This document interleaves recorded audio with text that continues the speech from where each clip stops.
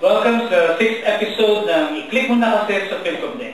Dito niyo po matutunghayan ang mga singers and songwriters ng Click Music Philippines at ang kanilang mga bagong awitin na uploaded dito lamang sa website. For only 25 pesos, you can download the songs, mga bagong kanta mula sa mga songwriters and artists ng Filipino Composers Development Cooperative sa tulong ng kapisanan ng mga broadcaster ng Pilipinas.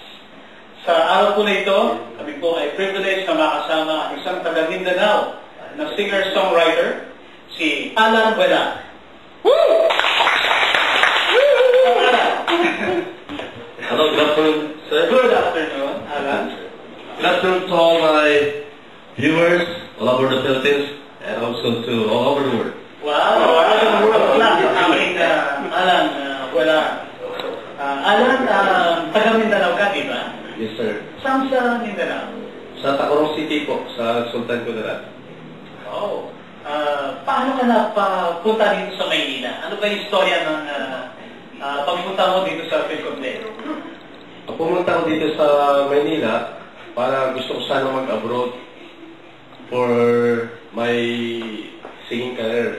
Wow. And to perform hotels and resorts. So pumunta din ako dito sa PhilComDec nito na hindi sinasadya. Hinanap ko yung PhilSCAP dati.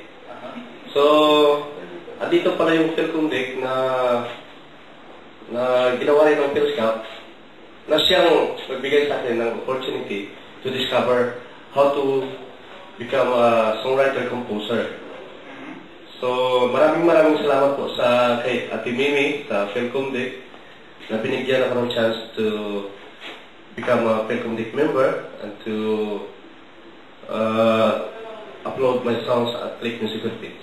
Wow, maraming salamat din at napapakinggan na namin ngayon ang iyong kanta through Click Music Philippines, and hopefully we'll hear your song one of these days sa ating radio program, I-Click Mo Na Kasi, sa DWSS 1494 AM every Wednesday 3 to 4 PM.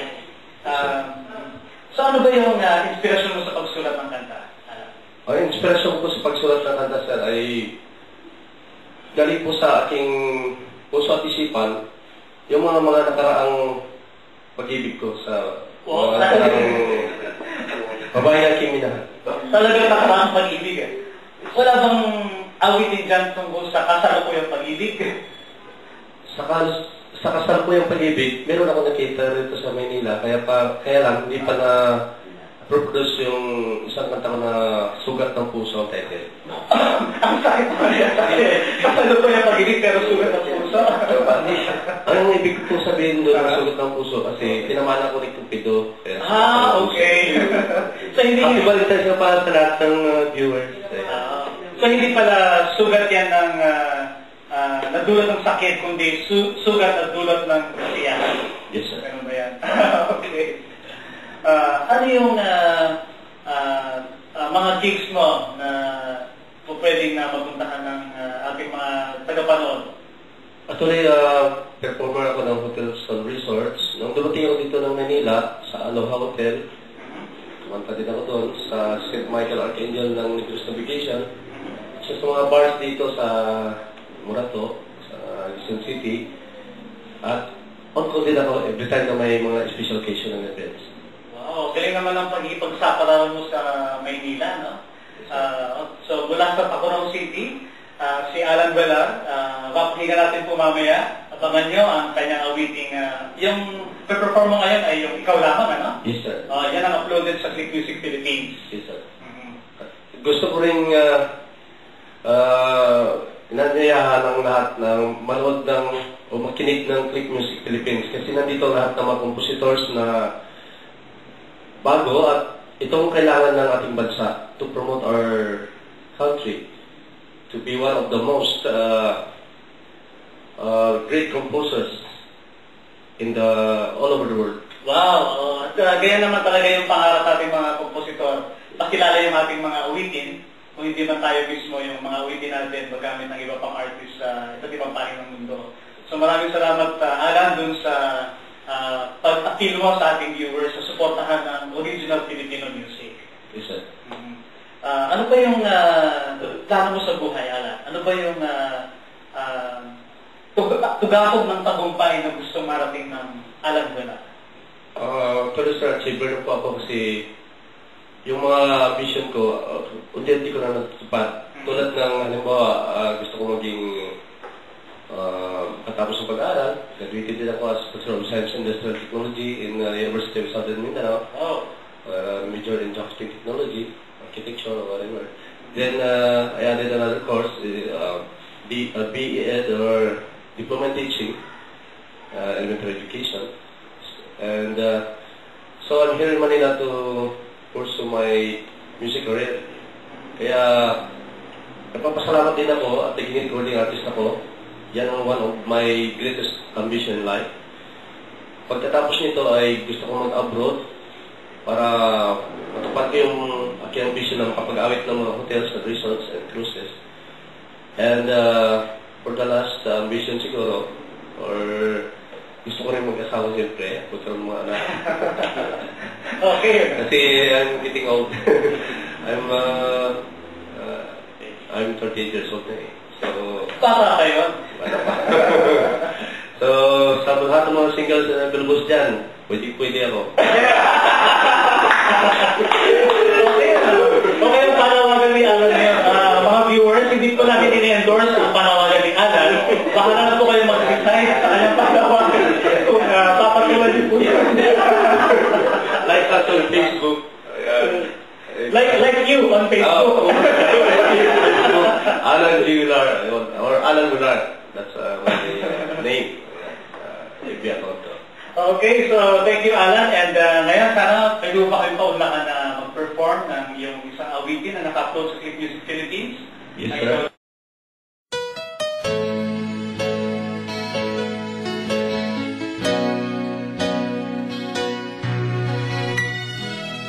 Bakit di ka maalis sa isipan ko? Ako'y nananabik na makita ka, o giliw ko. Panaginip ko'y laging ikaw, kayakap ka't katabi, o giliw ko. Umaga't gabi ang nagdaan, na di kita namamasdan. O anong hirap ng kalooban, ako'y nasasabik na masilayan kang muli, o aking sinta. Ikaw lamang ang aking ibigin, sa puso ko ikaw lang ang nag-iisa. Damhin mo ang pagmamahal kong ito, habang buhay kong inialay sa'yo. Kagandahan mong taglay ay tunay, bumihag sa puso kong mailang. Kahit saan man ako paroroon, naaalala ko pa rin ang maamo mong mukha. Ikaw lamang ang aking ibigin, sa puso ko ikaw lang ang nag-iisa. Damhin mo ang pagmamahal kong ito, habang buhay kong inialay sa'yo. Isang araw tayo ay nagkatagpo, gusto kitang yakapin at pagkan, at nang kita'y titigan, ika'y napangiti at nagkaunawaan ang ating mga puso. Ikaw lamang ang aking ibigin.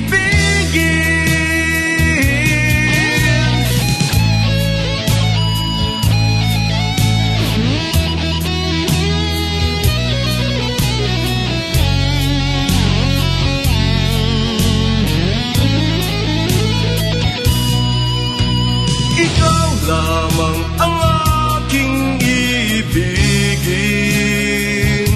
Sa puso ko'y ikaw lang ang nag-iisa. Damhin mo ang pagmamahal kong ito, habang buhay kong inialay sa'yo.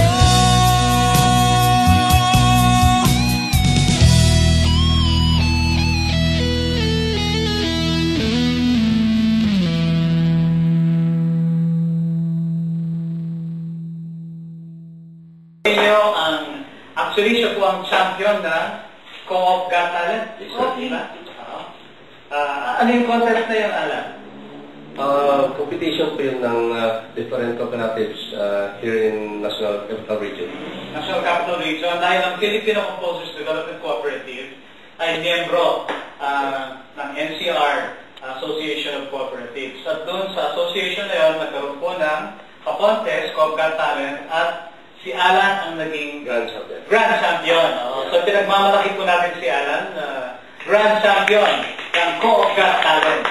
So lang 2011 yan, di ba? We are so much privileged to have you here, Alan, and pwede ka na siguro manawagan sa ating viewers para tangkilikin ang original Filipino music at kung paano i-download ng iyong kanta. Yes, to all my fans and viewers all over here in the Philippines, likewise all over abroad, yeah, all over the world. Please download my songs, like my song at Click Music Philippines. And meron ka rin Facebook, di ba? Like me on Facebook. Okay, so maraming salamat, Alan, and hope to see you more often sa ating mga gigs. At meron ka bang susunod na gig na pwede nating abangan? Marami, sir, later. Tsaka, huwag niyo pong kalimutan, meron po akong another extreme shows on 2014, I think. Try ko yan, kasi US Reverb Nation composer, artist din ako. So, iba pa yung sa Click Music Philippines. Okay. Pero hindi mo naman iiwan ng Click Music Philippines. Siyempre naman. Okay, so maraming salamat, Alan. Abangan niyo po ang susunod na episode na i-click mo na kasi sa PhilcomDeck kung saan matutunghayan po ninyo ang mga bagong awitin mula sa mga Filipino songwriters and artists dito sa Click Music Philippines. Thank you and join us again on i-click mo na kasi sa PhilcomDeck.